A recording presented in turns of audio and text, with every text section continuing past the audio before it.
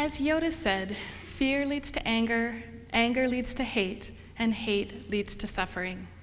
I taught social studies for a decade, and year after year, I wrestled with how to engage with historical suffering. When we label a historical event as evil, what does that mean?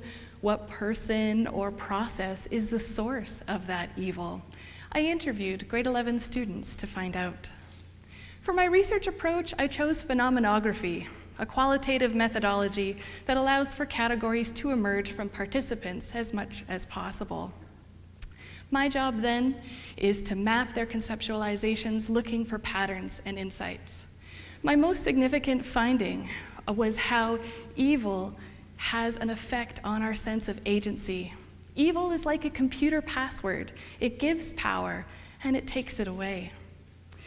When first asked about evil, my participants conjured up imagery of the devil, evil spirits, as well as Disney characters like Ursula from The Little Mermaid. They also noticed the power when we label someone as evil, turning an ordinary person into a villain. This is very dangerous in political rhetoric, like George W. Bush's axis of evil.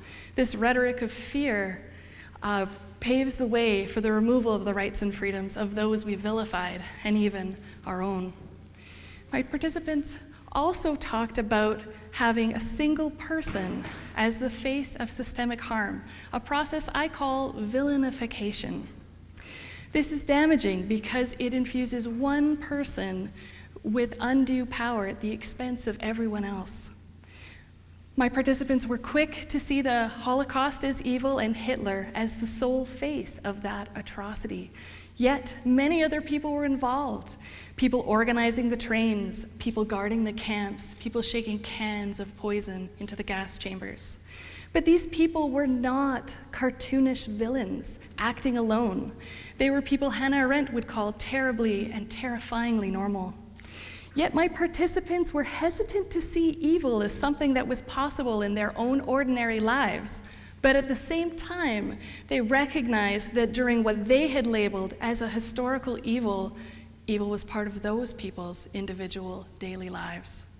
So how might we get students to think of ordinary people like themselves as agents of change for good and for evil? A more nuanced curriculum that's careful about villainification might help us see how we, as ordinary, average people, have the power to stop or even prevent suffering through our interconnected actions. Thank you.